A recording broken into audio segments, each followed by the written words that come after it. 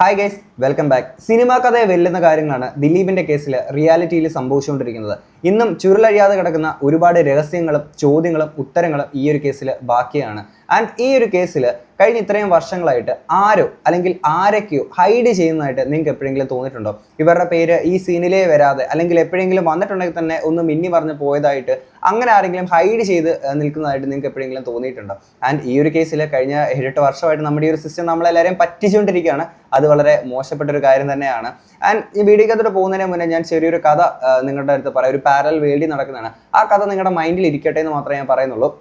അതായത് ഞാനും എൻ്റെ ഒരു സുഹൃത്തും മറ്റൊരു പാരലൽ വേൾഡിൽ ഫിനാൻഷ്യലി ഉള്ള എന്തെങ്കിലും ഒരു ബിസിനസ്സോ അല്ലെങ്കിൽ അങ്ങനെ എന്തെങ്കിലും ഒരു പരിപാടി ചെയ്യും. ഇപ്പോൾ ബിസിനസ് തന്നെ ഒരു എക്സാമ്പിൾ ആയിട്ട് നിങ്ങൾ ബിസിനസ് എന്ന് തന്നെ കൂട്ടുക. അപ്പോൾ ഞങ്ങളൊരു ചേർന്നൊരു ബിസിനസ് ചെയ്യുന്നു. പിന്നീട് അവനും തമ്മിലാണെങ്കിൽ ഒരു സുപ്രഭാതത്തിൽ തെറ്റിപ്പിരിയുന്ന എന്തെങ്കിലുമൊക്കെ കാരണങ്ങൾ കൊണ്ടിട്ട് അങ്ങനെ ഇരിക്കുക അവൻ എനിക്ക് തരാനെക്കൊണ്ട് കുറച്ച് പൈസയോ ഡോക്യുമെൻറ്റ്സോ എന്തെങ്കിലും ഉണ്ടെന്ന് വിചാരിക്കുക. അപ്പോൾ ഈ പൈസയോ ഡോക്യുമെൻറ്റോ വാങ്ങിച്ചെടുക്കാൻ വേണ്ടിയിട്ട് അവൻ തരില്ല, കാര്യം ഞങ്ങൾ തമ്മിൽ പിണക്കത്തിലാണല്ലോ. അപ്പോൾ അത് വാങ്ങിച്ചെടുക്കാൻ വേണ്ടിയിട്ട് ഞാൻ ഒരാൾക്ക് കൊട്ടേഷൻ കൊടുക്കുകയാണ്. അപ്പോൾ അവനെ ഒന്ന് പേടിപ്പിച്ച് ഈ ഒരു കൊട്ടേഷൻ ത്രൂ ഇതൊന്ന് വാങ്ങിച്ചെടുക്കണം എന്ന് മാത്രമായിരിക്കും ഞാൻ കൊട്ടേഷൻ കൊടുത്തേക്കുന്നത്. പക്ഷേ ഞാൻ ആർക്കാണ് ആ കൊട്ടേഷൻ കൊടുത്തത്? അവൻ സ്ഥിരമായിട്ട് ഇത് ചെയ്യുന്ന ഒരു കാര്യമായതുകൊണ്ടും ഒരു സ്ഥിരം മോഡസ് ആയതുകൊണ്ടും തന്നെ ഞാനിങ്ങനെ ഒരു കാര്യം പറഞ്ഞപ്പോൾ അവൻ ചെയ്യാൻ ഈസിയാണ്. പക്ഷേ ഞാൻ ചെയ്യാൻ പറഞ്ഞതിനപ്പുറത്തേക്ക് അവൻ്റെ കൈയും കാലും ഒക്കെ തല്ലി ഒടിക്കുക കൂടി ചെയ്തിട്ടുണ്ട്. അത് ഞാൻ പറഞ്ഞിട്ട് ചെയ്തതല്ലേ. അങ്ങനെ ഇരിക്കെ അവിടെ അവൻ്റെ കൈയും കാലും തല്ലി ഒടിച്ചതിൻ്റെ ഉത്തരവാദി ഞാനാകുമോ? അല്ലെങ്കിൽ ആ ഒരു കൊട്ടേഷൻ ഞാൻ ആർക്കാണോ കൊടുത്തത്? അവൻ സ്വയമേ തോന്നി ചെയ്തതല്ലേ. അപ്പം അവനായിരിക്കുമോ ഇതിൻ്റെ ഉത്തരവാദി? അല്ലെങ്കിൽ ഞാൻ ചെയ്തതാണോ വലിയ തെറ്റ്, അവൻ ചെയ്തതാണോ വലിയ തെറ്റ്?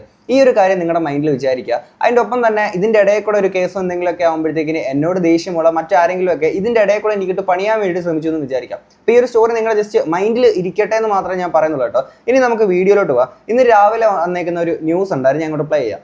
നടിയെ ആക്രമിച്ച കേസിലെ വിധി വരുന്നതിന് മുൻപ് കോടതി വിട്ടയക്കാൻ പോകുന്നവരുടെ വിവരങ്ങൾ ഊമക്കത്തായി വന്നതിൽ വിവാദമുണ്ടാവുകയാണ്. ഊമക്കത്തിൽ അന്വേഷണം ആവശ്യപ്പെട്ട ചീഫ് ജസ്റ്റിസിന് കത്ത് നൽകിയ ഹൈക്കോടതി അഭിഭാഷക അസോസിയേഷൻ പ്രസിഡന്റിനെ തള്ളി സെക്രട്ടറി രംഗത്ത് വന്നു. ഇതിനിടെ ഇതേ കത്ത് തനിക്കും കിട്ടിയെന്നും വിധി വന്നപ്പോൾ ഞെട്ടിപ്പോയതും ജസ്റ്റിസ് ബി കമാൽ പാഷ മാതൃഭൂമി ന്യൂസിനോട് പ്രതികരിച്ചു.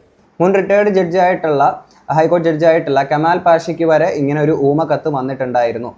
അതായത് ആരെയൊക്കെയാണ് റിലീസ് അല്ലെങ്കിൽ ഈ ഒരു ദിവസം എന്ത് വിധിയാണ് പുറത്തേക്ക് വരാനുള്ളത് മുൻകൂറായിട്ട് ഇവർക്കെല്ലാം ഊമക്കത്തുകൾ പോയി എന്ന് പറയുമ്പോൾ എന്താണ് ഇവിടെ സംഭവിച്ചുകൊണ്ടിരിക്കുന്നത്? ആൻഡ് ഇതേ ഹണി എം വർഗീസ് എന്ന് പറയുന്ന ഈ ഒരു ജഡ്ജ് 2022 ഡിസംബർ 1 പറഞ്ഞൊരു കാര്യമുണ്ട്. എല്ലാവർക്കും ശിക്ഷ വാങ്ങിച്ച് കൊടുക്കലല്ല പ്രോസിക്യൂട്ടറുടെ ചുമതല, അവരുടെ ചുമതല സമൂഹത്തോടാണ് ജസ്റ്റിസ് ഹണി എം വർഗീസ്. അപ്പോൾ പ്രോസിക്യൂട്ടറിൻ്റെ ശരിക്കും ജോലി അത് മാത്രമാണോ? കുറ്റവാളികൾക്ക് ശിക്ഷ വാങ്ങിച്ച് കൊടുക്കുക കൂടിയല്ലേ? അപ്പോൾ എന്താണെങ്കിലും ഈ Honey M Varghese and Dileep ഇവരുമായിട്ട് തമ്മിൽ എന്തൊക്കെയോ കണക്ഷൻ ഉണ്ട് എന്നുള്ള രീതിയിലൊക്കെ തന്നെയുള്ള അല്ലെങ്കിൽ എന്തൊക്കെയോ അവരെ ലിങ്ക് ചെയ്യുന്ന രീതിയിലുള്ള ഒരു ഓഡിയോ ക്ലിപ്പ് മുമ്പ് ന്യൂസിൽ പുറത്തു വന്നിട്ടുണ്ടായിരുന്നു. ഞാൻ അതിങ്ങോട്ടൊന്ന് പ്ലേ ചെയ്യാം. നമസ്കാരം. തേടിയ ഉള്ളി കാലിച്ചുറ്റി എന്ന് പറഞ്ഞ പോലെയാണ് ഇപ്പോഴത്തെ നമ്മുടെ ചേട്ടൻ്റെ ഈ കേസ് കൈമാറിയിട്ടുള്ള കോടതിയിലെ ജഡ്ജി ഉണ്ടല്ലോ, മൂപ്പരുടെ ഹസ്ബൻഡിൻ്റെതാണ് ഇപ്പോൾ ഏറ്റവും കൂടുതൽ വലിയ ആരോപണങ്ങൾ വന്നത്. ഒരു മറ്റേ ലോക്കപ്പ് മരണം എക്സൈസിൻ്റെ ജിജു എന്ന് പറഞ്ഞിട്ട് മൂപ്പരുടെ ഹസ്ബൻഡാണ് CA. അപ്പോൾ അതുമായി ബന്ധപ്പെട്ട് നമ്മുടെ സന്തോഷ് വക്കീലിനെ അവർ കോണ്ടാക്ട് ചെയ്തിരുന്നു. നമ്മുടെ ഭാഗത്ത് കൺഫ്യൂഷൻ ഉണ്ടാവരുത്, അവരുടെ ഭാവിനെ ബാധിക്കുന്ന ഒരു കാര്യമാണെന്നൊക്കെ പറഞ്ഞിട്ട്. അപ്പോൾ അത് നമുക്ക് വളരെ പോസിറ്റീവായിട്ടുണ്ട്, വേറെ ടെൻഷൻ ഉണ്ടാവില്ല. നല്ല ആത്മബന്ധം ഒന്നും കൂടി കീപ്പ് ചെയ്യാൻ സാധിച്ചിട്ടുണ്ടെന്ന് അർത്ഥം. ആത്മബന്ധം ഒന്നുകൂടെ ഉറപ്പിക്കാൻ സാധിച്ചിട്ടുണ്ട്. ഇനി ഞാൻ ഈ ഒരു കേസിൽ മുൻപ് വന്നേക്കുന്ന ഒരു ന്യൂസ് റിപ്പോർട്ടുണ്ട്, അതുകൂടെ ഞാൻ ഇങ്ങോട്ടൊന്ന് പ്ലേ ചെയ്യാം. കേസിലെ ഏറ്റവും പ്രധാനപ്പെട്ട തെളിവായ പീഡന ദൃശ്യങ്ങൾ അടങ്ങിയ മെമ്മറി കാർഡും പെൻഡ്രൈവും ഇത് രണ്ടും അതീവ സുരക്ഷിതമായി ഉപയോഗിക്കണമെന്ന നിർദ്ദേശം 2019 നവംബർ 29 സുപ്രീം കോടതി വിചാരണ കോടതിക്ക് നൽകിയത്. ഇത് സംബന്ധിച്ച് ഉത്തരവ് തന്നെ പുറത്തിറക്കിയിരുന്നു സുപ്രീം കോടതി. അതിൽ കൃത്യമായി പറയുന്നുണ്ട്, മൊബൈൽ ഫോണുകൾ അല്ലെങ്കിൽ ഡിജിറ്റൽ ഉപകരണങ്ങൾ, ഇലക്ട്രോണിക് ഉപകരണങ്ങൾ, ഈ ഉപകരണങ്ങളൊന്നും ഈ മെമ്മറി കാർഡ് പരിശോധിക്കുന്ന ഘട്ടങ്ങളിൽ ആ പരിസരത്തെ കൊണ്ടുവരാൻ പോലും പാടില്ല. അടച്ചിട്ട കോടതിയിൽ ഫോറൻസിക് ഉദ്യോഗസ്ഥരുടെ സാന്നിധ്യത്തിൽ അഭിഭാഷകർ മാത്രമേ ഇത് പരിശോധിക്കാൻ പാടുള്ളൂ എന്നാണ് നിയമം. അത്തരമൊരു നിർദ്ദേശങ്ങളൊക്കെ കാറ്റിൽ പറത്തിയാണ് 2021 ജൂലൈ 19 വിചാരണ കോടതിയിൽ ചെസ്റ്റിൽ സൂക്ഷിച്ച മെമ്മറി കാർഡ് എടുത്ത് ജഡ്ജ് ഹണി എം വർഗീസ് അവിടെയുള്ള ശിരസ്തദാർ താജുദ്ദീന് കൈമാറുന്നത്. താജുദ്ദീൻ അത് അന്ന് ഉച്ചയ്ക്ക് 12:19 മുതൽ 12:54 വരെയുള്ള ദീർഘനേരം തന്റെ സ്വന്തം മൊബൈൽ ഫോൺ വിവോ മൊബൈൽ ഫോണിൽ ഉപയോഗിച്ചു എന്നതാണ് കണ്ടെത്തൽ. ഇത് ജഡ്ജ് ഹണി എം വർഗീസ് അന്വേഷണത്തിലാണ് ഈ വിവോ മൊബൈൽ ഫോൺ താജുദ്ദീൻ്റെതാണെന്ന് കണ്ടെത്തിയിരിക്കുന്നത്. പക്ഷേ ഈ വിവോ ഫോണിലാണ് പരിശോധിച്ചെന്ന് കണ്ടെത്തിയത് തിരുവനന്തപുരത്തേക്ക് FSL ലാബാണ്. ഏതായാലും ഹൈലി കോൺഫിഡൻഷ്യൽ ആയിട്ടുള്ള ഈ ഒരു കേസിനെ കൈകാര്യം ചെയ്ത ഒരു രീതിയാണ് നിങ്ങളിപ്പോൾ ഇവിടെ കേട്ടത്. ഇവിടെ ഒരു മുൻനിര നടിക്ക് സംഭവിച്ചിരിക്കുന്ന അല്ലെങ്കിൽ നടിയുടെ ആ ഒരു കേസിൽ ഈ രീതിയിൽ അതിനെ കൈകാര്യം ചെയ്തെങ്കിൽ ഒരു സാധാരണക്കാരൻ്റെ അല്ലെങ്കിൽ ഒരു സാധാരണക്കാരിയുടെ കേസുകളിൽ എത്രത്തോളം അല്ലെങ്കിൽ എങ്ങനെ അതിനെ കൈകാര്യം ചെയ്യുമെന്നുള്ള കാര്യങ്ങളൊക്കെ വലിയൊരു സംശയമായിട്ട് നിൽക്കുന്ന ഒരു കാര്യം തന്നെയാണ്. ആൻഡ് ഇങ്ങനെ അതിനെ കൈകാര്യം ചെയ്ത കാര്യം ഇത് വെക്കാനാണെങ്കിൽ കുറച്ചധികം ന്യൂസ് കാര്യങ്ങളൊക്കെ ഉണ്ട് ഈ ഒരു കേസുമായിട്ട് ബന്ധപ്പെട്ട്. അപ്പം ഈ ഒരു സിസ്റ്റത്തിൻ്റെ തന്നെ അപ്പം ഇതിനകത്തൊക്കെ ആരുടെങ്കിലൊക്കെ ഇൻഫ്ലുവൻസ് ഉണ്ടാകുമോ അല്ലെങ്കിൽ എന്താണ് ഈ സംഭവിച്ചതെന്നുള്ള ഒരു ഐഡിയ ഒരു സാധാരണക്കാരൻ എന്ന നിലയിൽ നമുക്ക് കിട്ടണില്ല. എന്നാണെങ്കിൽ ഇനി പൾസർ സുനിയിലോട്ട് വരുന്ന ടൈമിലേക്ക് പൾസർ സുനി ഇത് കണ്ടിന്യൂസ് ആയിട്ട് അല്ലെങ്കിൽ മുൻപും ഇതേ സെയിം മോഡസിൽ കാര്യങ്ങളൊക്കെ ഇതേപോലെ തന്നെ ചെയ്തുകൊണ്ടിരുന്ന ഒരു വ്യക്തിയായിരുന്നു. ഞാനൊരു ന്യൂസ് ഇങ്ങോട്ട് വെക്കാം. പെട്രോൾ പമ്പ് ആക്രമിച്ച് പണം തട്ടലടക്കം നിരവധി കേസുകളാണ് പൾസർ സുനിക്കെതിരെ നിലവിലുള്ളത്. ഇത്തരത്തിൽ തട്ടിക്കൊണ്ടുപോകലാണ് ഇയാളുടെ പ്രധാന ക്രിമിനൽ പ്രവൃത്തി. പൾസർ സുനിയുടെ ക്രിമിനൽ പശ്ചാത്തലം മനസ്സിലാക്കി വർഷങ്ങൾക്ക് മുമ്പ് ഇയാളെ തന്റെ ഡ്രൈവർ സ്ഥാനത്ത് നിന്ന് ഒഴിവാക്കിയിരുന്നുവെന്ന് നടനും MLA-യുമായ മുകേഷ് പറഞ്ഞിട്ടുണ്ട്. ഒരു 3 കൊല്ലം മുമ്പ് എൻ്റെ കൂടെ 1 കൊല്ലം വർക്ക് ചെയ്തിരുന്ന ആളാണ് ഈ സുനിൽ എന്ന് പറഞ്ഞ ആൾ. അന്നത്തെ സമയത്ത് തന്നെ എൻ്റെ അടുത്ത് വളരെ ഉയർന്ന ഒരു പോലീസ് ഉദ്യോഗസ്ഥൻ, അദ്ദേഹത്തിൻ്റെ വളരെ അടുത്ത സുഹൃത്താണ്. എൻ്റെ അടുത്ത് ഒരു പകുതി തമാശയും പകുതി സീരിയസ് ആയിട്ട് അദ്ദേഹം പറഞ്ഞിട്ടുണ്ട്. ഇവരൊക്കെ എന്തെങ്കിലുമൊക്കെ മോശപ്പെട്ട ബന്ധങ്ങളുള്ള ഒരു ആളാകാൻ സാധ്യതയുണ്ട് എന്ന് അദ്ദേഹം ഒരു ഉപദേശ രൂപമാണ് എൻ്റെ അടുത്ത് പറഞ്ഞിട്ടുണ്ട്. ഒരു ദിവസം ഞാൻ സുനിലിൻ്റെ അടുത്ത് പറഞ്ഞു, ഇങ്ങനെ ഞാൻ കുറച്ചാൾ കാണത്തില്ല, തൽക്കാലം നമുക്ക് പിന്നെ ഇതിൻ്റെ ആവശ്യമില്ല, സിദ്ദിഖ് ലാൽ എന്നെ വിളിച്ചിട്ട് പറഞ്ഞു. ഒരു മനുഷ്യൻ പോലും പറഞ്ഞില്ല ഇദ്ദേഹം ഇങ്ങനെ ഒരു സംഭവത്തിൻ്റെ അല്ലെങ്കിൽ ഇങ്ങനെ ഒരു വലിയ ക്രിമിനലാണെന്ന്. അങ്ങനെയാണെങ്കിൽ ഒരിക്കലും ഞാൻ എൻ്റെ ഫിലിം കമ്പനിയിൽ വെക്കില്ലായിരുന്നു. കഴിഞ്ഞ ദിവസം പീപ്പിൾ TV ന്യൂസ് ആൻഡ് വ്യൂസിൽ നിർമ്മാതാവ് സുരേഷ് കുമാർ പൾസർ സുനിയെ സംബന്ധിച്ച് തന്റെ അനുഭവം വെളിപ്പെടുത്തിയത് ഇങ്ങനെ. എൻ്റെ ഭാര്യയ്ക്ക് ഇതേപോലൊരു പ്രശ്നം ഉണ്ടായി. റെയിൽവേ സ്റ്റേഷനിൽ കാർ വന്നിട്ട് കാറിന് പകരം ഒരു ടെമ്പോ ട്രാവലർ വന്നു. ടെമ്പോ ട്രാവലർ ഷൂട്ടിങ്ങിന് പോയതാണ് എറണാകുളത്ത് 5 കൊല്ലം മുമ്പ് ഒരു പടത്തിൻ്റെ. അപ്പം ആ ടെമ്പോ ട്രാവലിൽ കയറി ഹോട്ടലിൽ റമഡ എന്ന് പറഞ്ഞ ഹോട്ടലിൽ പോകണമെന്ന് പറഞ്ഞ് പോയിട്ട് അപ്പോൾ റമഡ ഇന്നിൽ എത്തുന്നതിന് മുമ്പ് ഇത് ലേക്ക് ഷോർ കഴിഞ്ഞ് വീണ്ടും കറങ്ങാൻ 2 പ്രാവശ്യം കറങ്ങിയപ്പോൾ എന്നെ ഫോൺ ചെയ്ത് പറഞ്ഞു. വൈഫ് അയാളുടെ അടുത്ത് എന്താണ് ഇങ്ങനെ കറങ്ങുന്നതെന്ന് ചോദിച്ചു കഴിഞ്ഞപ്പോഴത്തേക്ക് ഉടനെ തന്നെ പിന്നെ വീണ്ടും കൊണ്ട് റമഡ ഇന്നിൽ കൊണ്ട് വിടുകയായിരുന്നു. അപ്പോൾ അതിൻ്റെ ഏറ്റവും വലിയ കോയിൻസിഡൻസ് എന്ന് പറഞ്ഞാൽ ഇന്ന് ഇതിൻ്റെ അകത്ത് രാവിലെ ജോണി സാഗരി എന്നെ വിളിച്ചിട്ട് പറഞ്ഞു ഈ പൾസർ സുനി എന്ന് പറഞ്ഞ ആളാണ് അന്ന് ആ വണ്ടി ഓടിച്ചിരുന്നത്, ഇന്ന് കിട്ടാനുള്ള പ്രതി. ഇന്നേ വരെ ഈ 5 കൊല്ലം മുമ്പാണ് ഞാൻ പറഞ്ഞ ഒരു റിപ്പോർട്ട് ഇതാണെന്ന് പറഞ്ഞിട്ടൊരു കംപ്ലൈൻറ്റ്. സോ പൾസർ സുനി ഇത് നിരന്തരം ചെയ്തുകൊണ്ടിരുന്ന ഒരു കാര്യം തന്നെയായിരുന്നു. അവൻ്റെ സ്ഥിരം മോഡസും ഇത് തന്നെയായിരുന്നു.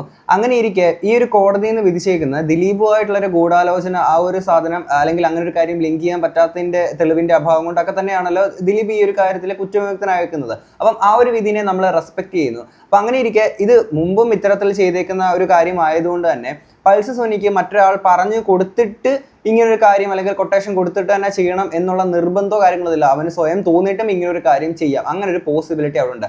എന്നാൽ ഇതേ പൾസർ സുനി തന്നെ അന്നേ ദിവസം കാറിനകത്ത് വെച്ച് ഈ അതിജീവരുടെ അടുത്ത് പറയുന്നുണ്ടായി ഒരു മാഡത്തിന്റെ കേസ് പറയുന്നുണ്ട്. ഒരു മാഡം പറഞ്ഞിട്ടാണ് ചെയ്തത്. എന്നാൽ ഈ കാറിൽ നിന്ന് ഇറങ്ങാൻ നേരമാണെങ്കിൽ ഇതേ അതിജീവിതയുടെ ഏറ്റവും പുതിയ ഫോൺ നമ്പർ എത്രയാണ് എന്താണ് എന്നുള്ള കാര്യങ്ങൾ ചോദിക്കും. അപ്പം ഈ അതിജീവിത തിരിച്ച് ചോദിക്കുന്നുണ്ടായി, നിങ്ങളുടെ മാഡത്തിന് എൻ്റെ നമ്പർ അപ്പം കയ്യിലില്ലേ എന്നൊരു ചോദ്യം ചോദിക്കുന്നുണ്ട്. അപ്പം അങ്ങനെയുള്ളപ്പോൾ ഇത് നിങ്ങൾ ന്യൂസ് എടുത്ത് ബാക്കി ന്യൂസുകൾ പിറകിലോട്ടുള്ള പരിശോധിച്ച് കഴിഞ്ഞാൽ നിങ്ങൾക്ക് മനസ്സിലാക്കാൻ സാധിക്കും.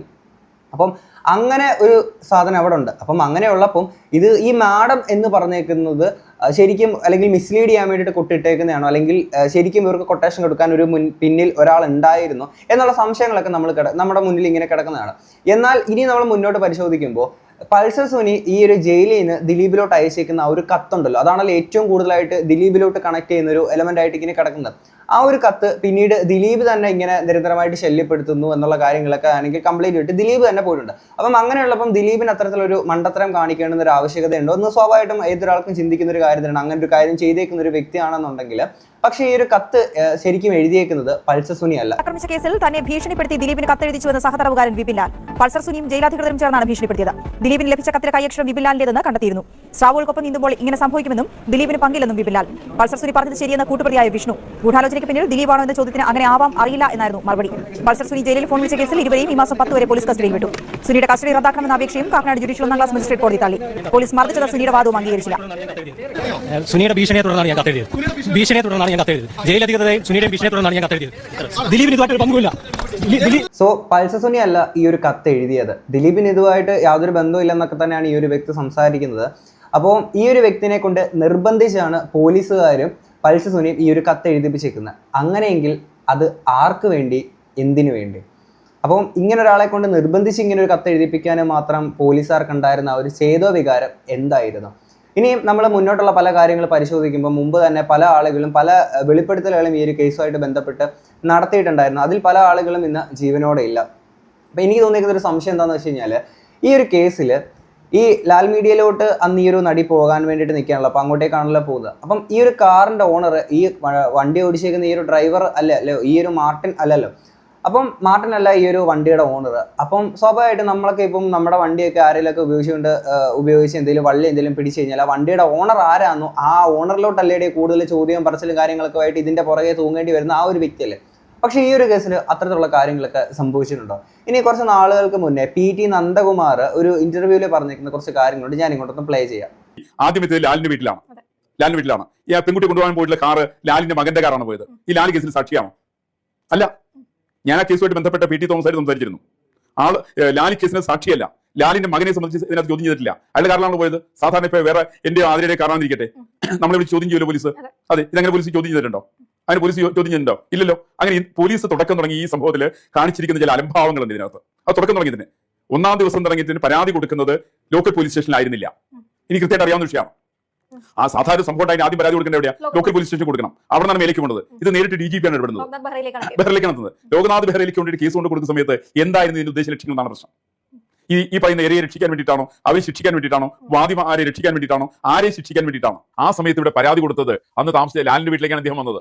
അതിനുശേഷം പരാതി ഇവർ ആർക്കെ കൊടുത്തത്? ഏകദേശം 1 കിലോമീറ്റർ അപ്പുറത്താണ് സബ് ഇൻസ്പെക്ടർ താമസിക്കുന്ന എന്റെ ഓഫീസ് അവിടെയാണ്, സർക്കിൾ ഇൻസ്പെക്ടർ ഓഫീസ് അവിടെയാണ്, അസിസ്റ്റന്റ് പോലീസ് കമ്മീഷണർ ഓഫീസ് അവിടെയാണ്. ഒരു 3 കിലോമീറ്റർ അപ്പുറത്ത് 4 കിലോമീറ്റർ അപ്പുറത്താണ് സിറ്റി പോലീസ് കമ്മീഷണർ ഉള്ളത്. ഈ പറയുന്ന സ്ഥലത്തൊന്നും പരാതി കൊടുക്കാതെ കണ്ട് DGP ആയിരുന്ന ലോക്നാഥ് ബെഹ്റയെ വിളിച്ച് കേസ് ചാർജ് ചെയ്യാൻ പറഞ്ഞത് എന്തിന്റെ അടിസ്ഥാനത്തിലാണെന്ന് ഇവർ വ്യക്തമാക്കണം. 2 കാറുകൾ വണ്ടി മാറിക്കയറുന്നു. അതേപോലെ തന്നെ ഈ ഡ്രൈവറെ സംബന്ധിച്ച് നേരത്തെ ഈ പറയുന്ന അതിജീവിതയെ സംബന്ധിച്ച് നല്ല പരിചയമുള്ള ഡ്രൈവറാണ്. രണ്ടാമത്തെ ഡ്രൈവർ അയാളുടെ പഴയ ബാക്ക്ഗ്രൗണ്ട് ആയാലും വളരെ മോശമായ ബാക്ക്ഗ്രൗണ്ടാണ്. അത്തരം ബാക്ക്ഗ്രൗണ്ടുള്ള ആളുടെ ഒരു കാറിലേക്ക് അവർ കയറാനായിട്ടുള്ള ഒരു സാഹചര്യം എന്താണെന്നുള്ളത് നമ്മൾ വ്യക്തമാക്കേണ്ടതാണ്. ഈ കാറിന്റെ ഉടമാരാണെന്നുള്ളത് നമ്മൾ പഠിക്കേണ്ടതാണ്. ആ കാറിന്റെ ഉടമയ്ക്ക് ഇത്തരം കാര്യങ്ങൾ പങ്കിടുന്നവർ അന്വേഷിക്കേണ്ടതാണ്, അല്ലെങ്കിൽ അതിൽ സാക്ഷിയായിട്ടുള്ളത് അന്വേഷിക്കേണ്ടതാണ്. ഞാൻ മനസ്സിലാക്കുന്ന ഈ വിഷയത്തിനകത്ത് ലാല് പോലും സാക്ഷിയാണോ എന്ന് എനിക്കറിയില്ല, അല്ലാന്നാണ് ഞാൻ മനസ്സിലാക്കിയത്.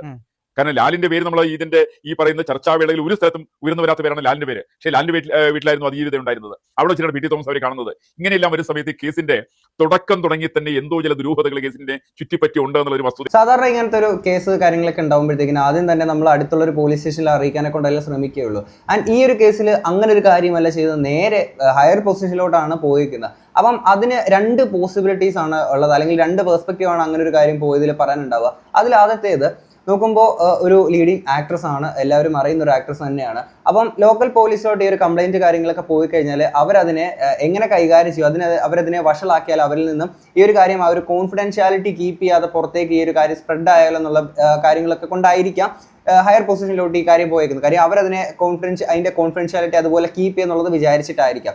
ഇനി രണ്ടാമത്തെ ഒരു പോസിബിലിറ്റി, അതിന്റെ ഒരു പെർസ്പെക്റ്റീവ് മറ്റൊരു ബൈറ്റ് ഞാൻ ഇങ്ങോട്ട് വെക്കാം. നമ്മുടെ പണ്ടത്തെ റിപ്പോർട്ടർ ചാനൽ, ഇപ്പോഴത്തെ അല്ല പണ്ടത്തെ റിപ്പോർട്ടർ ചാനൽ ഉണ്ടായിരുന്ന ബിജു തറയിൽ പുള്ളി പറഞ്ഞേക്കുന്ന കുറച്ച് കാര്യങ്ങളുണ്ടായിരുന്നു, ഞാൻ ഇങ്ങോട്ടൊന്ന് പ്ലേ ചെയ്യാം. ഒന്നും നിവൃത്തിയില്ലാതിരുന്ന കാലഘട്ടത്തിലുള്ള റിപ്പോർട്ട്. അന്ന് ഞങ്ങൾ ഈ സംഭവം നടന്നതിന്റെ പിറ്റേ ദിവസം പുലർച്ചെയാണ് ഇത് അറിഞ്ഞതിന് ശേഷം പുലർച്ചെ ഞാനുണ്ട്, എൻ്റെ ഒപ്പം 2 മുതിർന്ന മാധ്യമപ്രവർത്തകർ, അവർ പേര് ഞാൻ പറയാൻ ആഗ്രഹിക്കുന്നില്ല. ഈ റേപ്പ് നടന്ന ഒരു കാര്യത്തിൽ ആ റേപ്പ് നടന്നതിന്റെ അന്നും മീൻസ് ആ വാർത്ത വന്നതിന്റെ അന്നും അതിന്റെ പിറ്റേ ദിവസം നമ്മൾ കേട്ടൊരു സ്റ്റേറ്റ്മെന്റ് ഉണ്ട്. ചില പേപ്പറുകളിൽ നിർബന്ധിച്ച് ഒപ്പിടിച്ചു എന്ന് കേട്ടു. പിന്നീട് ആരെങ്കിലും ആ സ്റ്റേറ്റ്മെന്റ് കേട്ടോ? ആരെങ്കിലും കേട്ടോ? ചില പേപ്പറുകൾ നിർബന്ധിച്ച് ഇരയെ കൊണ്ട് ഒപ്പിടിച്ചെന്നും ഇല്ല. അവിടെ മുതലാണ് ഇൻവെസ്റ്റിഗേഷൻ ജേർണലിസം ആരംഭിക്കേണ്ട ശരിക്കും അല്ലേ? എന്തിനായിരുന്നു ആ പേപ്പർ, എന്തിനായിരുന്നു ഒപ്പിടിച്ചെന്നുള്ളതാണ്. അത് കഴിഞ്ഞിട്ട് ആ ദിവസവും പിറ്റേ ദിവസം ഇത് വന്നത് വൈകുന്നേരമായപ്പോൾ എല്ലാ ചാനലിലും ഈ ഒരു സ്റ്റേറ്റ്മെന്റ് പോയി, ഈ ഒപ്പിടിക്കാൻ വന്നു എന്നുള്ളത്. അത് അവിടെ വരെ ഈ കഥയുടെ റിയൽ സ്റ്റോറി ആണെന്നാണ് ഞാൻ മനസ്സിലാക്കുന്നത്. ഇവിടെയാണ് രണ്ടാമത്തെ ഒരു പോസിബിലിറ്റി ഇരിക്കുന്നത്. കാര്യം ഇത്രയും കോൺഫിഡൻഷ്യൽ ആയിട്ടുള്ള ഈ ഒരു കേസ്, ഇതിനകത്ത് ഈ മൊഴി കൊടുക്കുമല്ലോ, ആ ഒരു അതിജീവിത മൊഴി കൊടുക്കുന്ന ടൈമിൽ ഈ റൈറ്റർ ഇത് എഴുതിയേക്കുന്ന മറ്റാരുടെങ്കിലും അല്ലെങ്കിൽ ആർക്ക് എങ്ങനെയാണ് ആ ഒരു പേപ്പറിൽ എഴുത്ത് അല്ലെങ്കിൽ ആ മൊഴി വരേണ്ടത് എന്നതിനനുസരിച്ച് മൊഴി എന്താണോ പറഞ്ഞു കൊടുത്തത് അതിൽ നിന്നും വിപരീതമായിട്ടുള്ള മറ്റു പല കാര്യങ്ങൾ കൂടി അവിടെ എഴുതി ചേർത്തിട്ട് പിന്നീട് നിങ്ങൾ പറഞ്ഞത് ആ മൊഴി തന്നെയാണ് എഴുതിയത് എന്നുള്ള രീതിയിൽ പറഞ്ഞുകൊണ്ട് അവരെ കൊണ്ട് ഒപ്പിടിപ്പിച്ചതായിരിക്കാം. അല്ലെങ്കിൽ ഈ പറഞ്ഞ പോലെ നിർബന്ധിച്ച് ഒപ്പിടിപ്പിക്കുക എന്നൊക്കെ പറയുമ്പോഴത്തേക്കിന് അപ്പം അവർ കൊടുത്ത മൊഴിയല്ലേ ഇത്തരത്തിൽ അവർ ഒപ്പിടിച്ച് വാങ്ങിച്ചിട്ടുള്ളത്? അതോ മറ്റാർക്കെങ്കിലും ഒക്കെയുള്ള താല്പര്യങ്ങൾക്കനുസരിച്ചുള്ള ഒരു മൊഴിയാണോ അവർ ഇവിടെ എഴുതിയെടുത്ത് അല്ലെങ്കിൽ ഒപ്പിടിപ്പിച്ച് വാങ്ങിച്ച കാര്യം നിർബന്ധിച്ച് ചെയ്തു എന്നുള്ള ആരെന്ന് പറയുന്നത്? അപ്പം അങ്ങനെയുള്ളപ്പം ഈ ഒരു സിസ്റ്റത്തിലെ ഈ ഒരു പോലീസ് അല്ലെങ്കിൽ ആ ഒരു അന്വേഷണ ഉദ്യോഗസ്ഥർ എന്തായിരുന്നു ചെയ്തിരുന്നത്? അവിടം തൊട്ട് ഇവിടെ ആർക്കോ വേണ്ടി പണിയെടുക്കുന്ന പോലെ അല്ലെങ്കിൽ എന്തോ അവർ ഫ്രെയിം ചെയ്യാൻ രീതിയിലുള്ള കാര്യങ്ങളായിരുന്നു നമുക്ക് ഇവിടെ തോന്നുന്നത്. പറയുന്ന കക്ഷി ഈ പൾസർ സുനി എന്ന് പറഞ്ഞ കക്ഷി ഇതിന് മുമ്പ് 1-2 നടിമാർ സെയിം രീതിയിലുള്ള പീഡനം നടത്തിയിട്ടുണ്ട്. അതിലൊരു സിനിമ നടി ഫിലിം ഫീൽഡ് വിട്ടുപോയി ഒരു നടിയാണ്, എല്ലാവർക്കും അറിയാം, നല്ല മിടിക്കായ നടിയാണ്. അവരെ ഉൾപ്പെടെ പീഡിപ്പിച്ചിട്ടുള്ളവരാണ്. അത് റിയൽ ഒരു ബോൺ ക്രിമിനൽ ആണെന്ന് അതിൽ നിന്ന് തന്നെ വ്യക്തമാവും. ഒരുപക്ഷെ ഈ കൊട്ടേഷൻ ഏറ്റെടുത്തുകൊണ്ട് ഈ വാഹനത്തിൽ ഇവരിൽ നിന്ന് പേപ്പറുകൾ ഒപ്പിടിച്ച് വാങ്ങാൻ അങ്ങനെയാണെങ്കിൽ, ആ സ്റ്റോറി അങ്ങനെയാണെങ്കിൽ, ഞാനത് ഇങ്ങനെ ആണെങ്കിൽ അങ്ങനെ ചെയ്ത്, പക്ഷേ അതിന്റെ ഉള്ളിലുള്ള ആ റേപ്പിസ്റ്റ് തുടരുകയാണ് അവിടെ. കാരണം നല്ലൊരു ചാൻസ്, കാരണം ഇങ്ങനെ ഒരു കൊട്ടേഷൻ എനിക്ക് ഇങ്ങനെ ഉണ്ട്, അപ്പൊ അതിന്റെ ബലത്തിൽ എനിക്ക് ഇതും കൂടെ നടത്തി പോകാം എന്ന് കരുതിയിട്ട് അതിൽ ചെയ്തതാകാം, ഇല്ല എന്ന് അങ്ങനെ ആയിരിക്കാം. ഏതായാലും അദ്ദേഹത്തിന് ഇപ്പോൾ കുറ്റക്കാരനാണെന്ന് കോടതി പറയുന്നു. ഇത് വലിയൊരു പോസിബിലിറ്റിയാണ്. ഞാൻ ഇവരുടെ തുടക്കത്തിൽ ഒരു കഥ നിങ്ങളുടെ അടുത്ത് മൈൻഡിൽ ഉണ്ടാവണം എന്ന് ഞാൻ പറഞ്ഞില്ലേ. ഇനി ആ ഒരു കഥയും ഇതും കൂടെ വെച്ച് കണക്ട് ചെയ്ത് നിങ്ങളൊന്ന് നോക്കുക. കാര്യം ഇങ്ങനെ ഒരു കാര്യം കിട്ടിയിട്ട് ഓൾറെഡി ഇതിന് മുമ്പ് ഇങ്ങനെ ഒരു കാര്യം ചെയ്യുന്ന ഒരു വ്യക്തിയാണ്. അപ്പം സംതിങ് കാര്യം ഇതിനകത്തിലെ സംഭവങ്ങൾ ഡീറ്റെയിൽ ആയിട്ട് നമുക്കറിയത്തില്ല, നമ്മുടെ കയ്യിൽ തെളിവുകളോ കാര്യങ്ങളൊന്നും ഇല്ല. നമുക്ക് തോന്നുന്ന ചില സംശയങ്ങൾ മാത്രമാണ്. ചിലപ്പോൾ ഇത് ഇങ്ങനെയാണെന്നൊന്നും അല്ല ഞാൻ പറയാം, ചില സംശയങ്ങൾ മാത്രമാണ്. ഇങ്ങനെ ഒരു ഉണ്ടായിരിക്കുന്ന എന്താ പറയുക അഭിപ്രായ വ്യത്യാസങ്ങൾ, ഫിനാൻഷ്യലുള്ള എന്തെങ്കിലുമൊക്കെ ഇങ്ങനത്തെ കുറച്ച് വിഷയങ്ങൾ, ഇത് കുറേ സംഭവങ്ങൾ നമുക്ക് ന്യൂസിൽ തന്നെ കാണാൻ പറ്റും. അതിൻ്റെ ഡീറ്റെയിലിങ്ങിലോട്ട് ഞാൻ പോകുന്നില്ല. അപ്പം ഈ ഒരു വിഷയത്തിൽ പൾസർ സുനി ഈ ഒരു സീനിലോട്ട് വരുന്നു. ആ സീനിലോട്ട് വന്നതിന് ശേഷം അയാൾക്ക് എന്താണോ ഇങ്ങനെ ഒരു കാര്യം ചെയ്യാനൊരു ഇൻഫർമേഷൻ കിട്ടി. ഇവിടെ ഒരു മാഡം എന്ന് പറഞ്ഞത് ഒരു പക്ഷേ മിസ്ലീഡ് ചെയ്യാൻ വേണ്ടിയിട്ടൊരു സാധനം ഇട്ടായിരിക്കും, ഒരു പക്ഷേ മാഡം ആയിരിക്കും, അല്ലെങ്കിൽ ഒരു സാറായിരിക്കാം പൾസർ സുനിയുടെ. ഓക്കെ, അപ്പം അങ്ങനെയുള്ളപ്പോൾ അവിടെ എന്താണോ പൾസർ സുനിക്ക് കിട്ടിയിരിക്കുന്ന ഒരു കാര്യം, അതിൻ്റെ ഒപ്പം തന്നെ ഈ ഒരു കാര്യം കൂടെ അയാൾ ചെയ്തേക്കുന്നതായിരിക്കും. കാര്യം ഇങ്ങനെ ഒരു കാര്യം ഇതും കൂടെ ചെയ്ത് കഴിയുമ്പോഴത്തേക്കും ഓൾറെഡി ഇങ്ങനെ ഒരു കൊട്ടേഷൻ കിട്ടി, അങ്ങനെ ഒരു കാര്യം ഉണ്ടാകുമ്പോൾ തന്നെ അയാൾക്ക് ആരാണ് ഈ ഒരു സാധനം കൊടുത്തേക്കുന്നത് ആ ഒരു വ്യക്തി പ്രൊട്ടക്ട് ചെയ്യുന്നുള്ള കാര്യം അയാൾ വിചാരിച്ചിട്ടുണ്ടാവും. അങ്ങനെയുള്ളപ്പോൾ ഇതുകൂടെ കെയർ ചെയ്ത് കഴിഞ്ഞാൽ ഫുൾ സേഫ് ആണ്. കാര്യം എന്നെ പ്രൊട്ടക്ട് ചെയ്യാൻ ബാക്കിൽ ഒരാളുണ്ട്. നേരത്തെയൊക്കെ എന്ന് വെച്ച് കഴിഞ്ഞാൽ എനിക്കിങ്ങനെ സ്വയം തോന്നിയിട്ട് ഇങ്ങനെ കുറേ ആൾക്കാരുടെ അടുത്ത് ചെയ്യാറുന്നുള്ള ചെയ്തേക്കുന്നത്. അപ്പം ഈ ഒരു വ്യക്തിനെ തന്നെ ഇതേ സിനിമയിലുള്ള ആളുകൾ തന്നെ പോക്കറ്റിലിട്ടുകൊണ്ട് ഇങ്ങനെ സുനിമോനെന്നോ അങ്ങനെ എന്തൊക്കെ ഓമനത്തത്തോടു കൂടി തന്നെയാണ് പല ആളുകളും ഒക്കെ ഇയാളെ സിനിമ സെറ്റുകളിലൊക്കെ വിളിച്ചുകൊണ്ടിരുന്നത്. അങ്ങനെ പൊക്കിക്കൊണ്ട് നടന്നിരിക്കുന്ന പല ആളുകളും ഉണ്ടായിരുന്നു. ഓക്കെ, ഇനി അന്നേ ദിവസം രാത്രിയിൽ നടന്നിരിക്കുന്ന കുറച്ച് സംഭവങ്ങളെ കുറിച്ചിട്ട് PT തോമസ് മുമ്പ് വർഷങ്ങൾക്ക് മുമ്പ് റിപ്പോർട്ടർ ചാനൽ വന്ന് പറഞ്ഞേക്കുന്ന കുറച്ച് കാര്യങ്ങളുണ്ട്. അദ്ദേഹം ഇന്ന് ജീവനോടെ ഇല്ല, പറഞ്ഞേക്കുന്ന കാര്യങ്ങൾ നമുക്കൊന്ന് കേൾക്കാം. 12 മണിയോടുകൂടിയാണല്ലോ അവിടെ എത്തുന്നത്.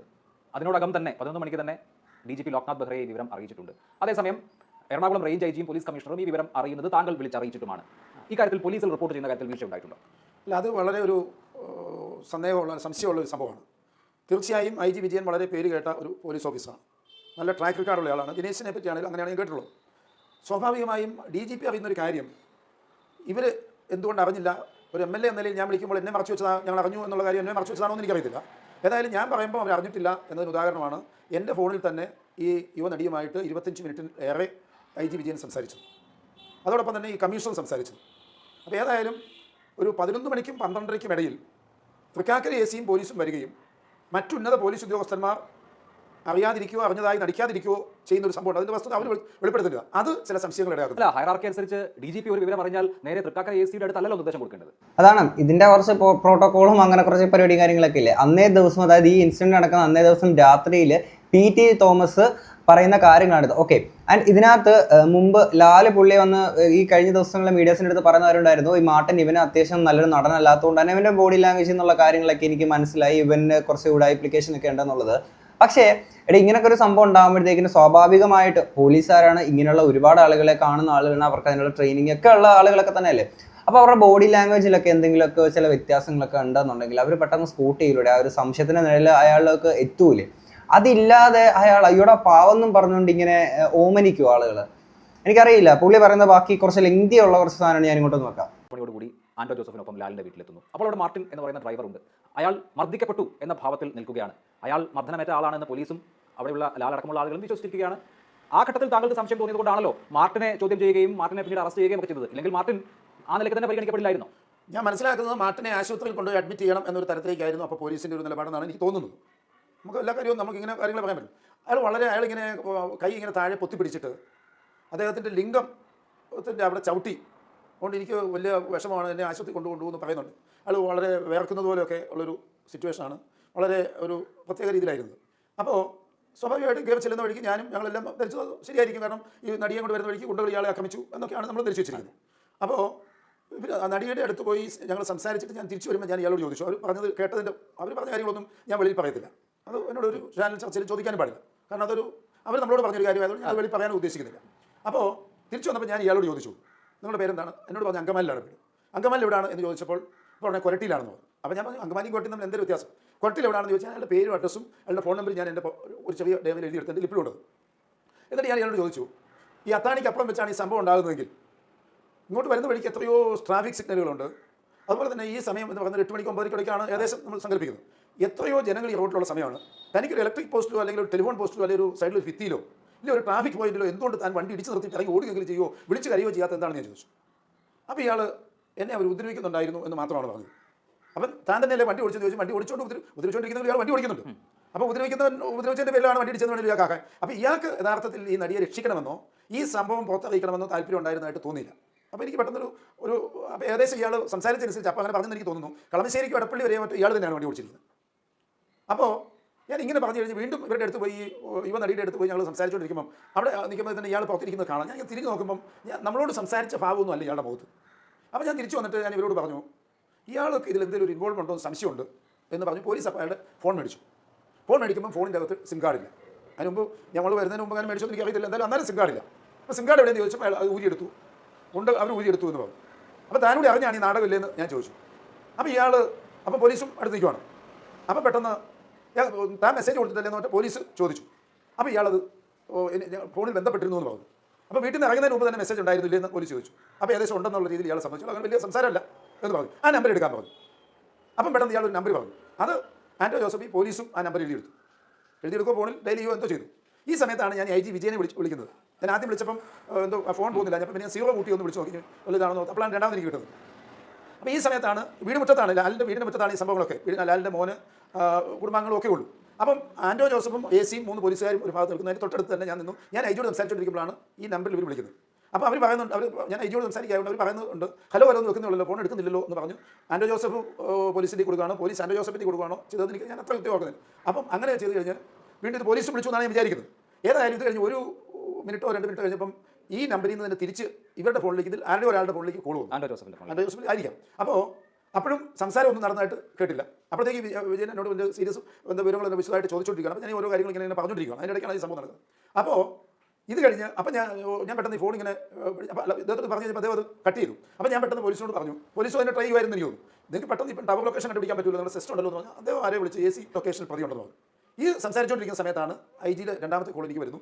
നടിക്ക് കൊടുക്കാവോ എന്ന് ചോദിക്കുന്നു. ഞാൻ ഈ നടിക്ക് കൊടുത്തു. അവർ സംസാരിക്കുന്നത് കേൾക്കാതിരിക്കാൻ വേണ്ടി ഞാൻ പുറത്തിറങ്ങുന്നു. ശരി, ഇതിൽ ഈ പോലീസുകാർ ചെയ്ത് കൂട്ടിയേക്കുന്ന കാര്യങ്ങളൊക്കെ നിങ്ങൾക്ക് മനസ്സിലായല്ലോ ഈ ഒരു അന്വേഷണത്തിന്റെ ഭാഗമായിട്ടൊക്കെ. അപ്പം ഇത് ആർക്ക് വേണ്ടിയിട്ടാണ് ഇത്തരത്തിലുള്ള രീതിയിലൊരു കാര്യങ്ങളൊക്കെ ചെയ്യുന്നത്? ഓക്കെ, ഇങ്ങനെ ഒരു കേസൊക്കെ വരുന്ന ടൈമിൽ ഇതിന് ശേഷമാണ് മീഡിയാസിന്റെ പ്രഷറും മീഡിയാസ് ഇവരെ വലിച്ചു കീറിക്കൊണ്ടുള്ള കുറേ സാധനങ്ങൾ ഒക്കെ വന്നിട്ടുണ്ടായിരുന്നു. ഓക്കെ, ഇത് ഈ കേസ് ഇത്രയും പോപ്പുലറായി അത്രയും വിഷയമായതിനു ശേഷമാണ് അത്രയും പ്രഷർ വരുന്നത്. പക്ഷെ ആ ഒരു ടൈമിൽ ആ ഒരു പ്രഷർ ഇല്ലല്ലോ. കാര്യം അങ്ങനെ പ്രഷർ വരുമ്പോഴത്തേക്കിന് ഇവർ ആരെങ്കിലും ഒരു പ്രതി ചേർത്തുകൊണ്ട് കാണിക്കേണ്ടുന്ന ഒരു ഗിമിക്കാണെന്നോ അങ്ങനെ എന്തെങ്കിലുമൊക്കെ വേണമെങ്കിൽ പറഞ്ഞ് ന്യായീകരിക്കാം. പക്ഷെ ആ ഒരു ടൈമിൽ അവർ ചെയ്ത് കൂട്ടിയേക്കുന്ന ഇത്തരം ഭയങ്കര കൺഫ്യൂസിങ് ആയിട്ടുള്ള ഒരു കാര്യങ്ങൾ അതെന്തായിരുന്നു? അത് എന്തിനു വേണ്ടിയായിരുന്നു? ആർക്ക് വേണ്ടിയിട്ടായിരുന്നു? ആൻഡോ ജോസഫ് 2 തവണ മാർട്ടിനിൽ നിന്ന് കിട്ടിയ നമ്പറിലേക്ക് ഫോൺ ചെയ്യുന്നു, എടുക്കുന്നില്ല. ആൻഡോ ജോസഫിന്റെ ഫോണിലേക്ക് ഈ പൾസർ സുനി എന്ന ആൾ തിരിച്ചു വിളിക്കുന്നു. ഇത് ആൻഡോ ജോസഫ് മനോരമയ്ക്ക് കൊടുത്ത അഭിമുഖത്തിൽ പറഞ്ഞതാണ്. അങ്ങനെ ഫോൺ വന്നപ്പോൾ ആൻഡോ ജോസഫ് ഫോൺ എടുത്ത് ആൻഡോയാട എന്നാണ് പറയുന്നത്. അങ്ങനെ ആൻഡോയാട എന്ന് പറയണമെങ്കിൽ പരിചയമുള്ള ഒരാളായിരിക്കണ്ടേ? അങ്ങനെ പറഞ്ഞിട്ടുണ്ടെങ്കിലായിരിക്കും, അതെനിക്ക് അറിയത്തില്ല, ഞാനത് കേട്ടിട്ടില്ല. ഇത് ആൻഡോ ജോസഫ് തന്നെ മലയാള മനോരമയുടെ ഓൺലൈനിൽ കൊടുത്ത അഭിമുഖത്തിൽ പറഞ്ഞതാണ്. അങ്ങനെ തന്റെ ഫോണിലേക്ക് വന്ന ഒരു കോളിന് ആൻഡോയാട എന്ന് പറയണമെങ്കിൽ തീർച്ചയായും അവർ തമ്മിൽ ഒരു മുൻപരിചയം ഉണ്ടാകും. തീർച്ചയായിട്ടും ഉണ്ടാവും. ആ ആംഗിളൊക്കെ പക്ഷേ പോലീസ് അന്വേഷിക്കുന്നുണ്ട്. അതെനിക്കറിയത്തില്ല. കാരണം അതെന്താണ് പോലീസ് നടത്തിയിരിക്കുന്നത് എനിക്കറിയില്ല. ആൻഡോ ഇപ്പോൾ ഇങ്ങനെ മനോരമയിൽ അങ്ങനെ ഒരു ഇന്റർവ്യൂ നടത്തിയൊന്നും ഞാൻ ശ്രദ്ധിച്ചിട്ടില്ല. അപ്പോൾ അങ്ങനെ പറഞ്ഞിട്ടുണ്ടെങ്കിൽ തീർച്ചയായിട്ടും ആൻഡോയ്ക്ക് അയാളെ അറിയായിരിക്കണം. അങ്ങനെയാണെങ്കിൽ സിനിമാ മേഖലയിലെ പലർക്കും അറിയാമായിരിക്കണ്ടേ? പലർക്കും നല്ല മിക്ക ആളുകൾക്കും ഇത്തരത്തിൽ പൾസർ സുനി എന്ന് പറയുന്ന വ്യക്തിനെ പോക്കറ്റിൽ ഇട്ടുകൊണ്ട് നടക്കുന്ന ആളുകളൊക്കെ തന്നെയാണ് ഓമനിച്ചുകൊണ്ടാണ് പല ആളുകളും കൊണ്ട് നടന്നുകൊണ്ടത്. ഇങ്ങനെ ഒരു ക്രിമിനൽ ആണെന്ന് അറിഞ്ഞിട്ടും മുൻപ് ഇത്തരത്തിലുള്ള കാര്യങ്ങൾ കണ്ടിന്യൂസ് ആയിട്ട് ചെയ്തുകൊണ്ടിരുന്ന അവിടെ പല നടിമാർക്കും ഇത്തരത്തിലുള്ള സീൻസ് ഉണ്ടായി എന്നുള്ള കാര്യങ്ങൾ അറിഞ്ഞിട്ടും അയാളെ ഒരു പെറ്റിനെ പോലെ കൊണ്ടു നടന്നിരിക്കുന്നത് ഇതേ ഇൻഡസ്ട്രിയിലുള്ള ഇതേ ആളുകളൊക്കെ തന്നെയായിരുന്നു. എന്നിട്ട് ഇപ്പം മീഡിയയുടെ മുന്നിലൊക്കെ നമ്മുടെ മുന്നിൽ ഇങ്ങനെ നന്മമരങ്ങളെ പോലെ നിൽക്കുന്ന പല ആളുകളും യഥാർത്ഥത്തിൽ അവരുടെ ഫേസൊക്കെ മറ്റു പല രീതിയിലൊക്കെ തന്നെയാണ്. ഓക്കെ, അപ്പോൾ ആരെ ഈ ഒരു വിഷയത്തിൽ നമുക്ക് നമ്പാൻ പറ്റൂല. ഇല്ല, എനിക്ക് ഈ ലോക്നാഥ് ബെഹ്റ എന്ന് പറയുന്ന ഉന്നത പോലീസ് ഉദ്യോഗസ്ഥ വ്യക്തിയെ പറ്റി അങ്ങനെ പറയാൻ പാടില്ലെങ്കിലും അദ്ദേഹം ഈ കാര്യത്തിൽ വലിയൊരു മാനിപ്പുലേറ്റർ ആയിട്ടാണ് എനിക്ക് അതിന് വാർത്തകൾ കാണുമ്പോൾ എനിക്ക് തോന്നിയിട്ടുള്ളത്. ലോക്നാഥ് ബെഹ്റയ്ക്ക് ഈ ഒരു കേസിൽ ഒരുപാട് ആക്ഷേപങ്ങൾ കേൾക്കേണ്ടതായിട്ട് വന്നിട്ടുണ്ട്. ആൻഡ് ഈ ഒരു കേസിൽ ഒരു മാനിപ്പുലേറ്റർ അല്ല, ഒരുപാട് മാനിപ്പുലേറ്റേഴ്സ് ആണ് ഈ ഒരു കേസിലുള്ളത്. അറിയാമല്ലോ പോലീസുകാർ എന്താണ് ഈ ഒരു കേസിൽ ചെയ്തത്, നമ്മുടെ ജുഡീഷ്യറിയുടെ ഭാഗത്തു നിന്ന് എന്താണ് സംഭവിച്ചത് എന്നുള്ള കാര്യങ്ങളൊക്കെ തന്നെ നമ്മൾ കേട്ടല്ലോ. അപ്പോൾ ഇങ്ങനെയുള്ളപ്പം ഒരു സാധാരണക്കാരന് ഇങ്ങനെ ഒരു കേസ് വന്നു കഴിഞ്ഞാൽ അതിനകത്ത് എന്താണ് സംഭവിക്കുക എന്നുള്ളത് നമുക്ക് വലിയൊരു സംശയമായിട്ട് നമ്മുടെ മുന്നിൽ നിൽക്കുക. കാര്യം നമ്മുടെ ഈ ഒരു സിസ്റ്റം ഈ ഒരു രീതിയിൽ ഇങ്ങനെ ഒരു കേസിനെ കൈകാര്യം ചെയ്ത് കാണുമ്പോഴത്തേക്കും നമുക്ക് പല കാര്യങ്ങളും സംശയങ്ങൾ ഉളവാക്കുമല്ലോ. അപ്പോൾ ഇതിനകത്ത് നിങ്ങൾ നോക്കേണ്ട കാര്യം എന്ന് വെച്ചാൽ ഇവിടെ എന്താണെങ്കിലും ഈ ഗൂഢാലോചന ഈ ഒരു കോൺസ്പിറസിയിൽ ദിലീപിലോട്ട് ലീഡ് ചെയ്യുന്ന തെളിവുകളുടെ അഭാവം കൊണ്ട് ഒക്കെ തന്നെ ദിലീപ് കുറ്റവിമുക്തനാണെന്നുള്ളത് നമ്മുടെ കോടതിയിൽ നിന്ന് വിധി പറഞ്ഞിരിക്കുകയാണ്. സോ നമ്മൾ അതിനെ റെസ്പെക്ട് ചെയ്യുന്നു. അപ്പോൾ അങ്ങനെയുള്ളപ്പോൾ ഇനിയും അതിൽ നിന്ന് മാറി നമ്മൾ ചിന്തിച്ച് നോക്കുമ്പോഴത്തേക്കിന് ദിലീപിനെ ഈ ഒരു കേസിൽ ദിലീപിൻ്റെ പേര് വന്നു.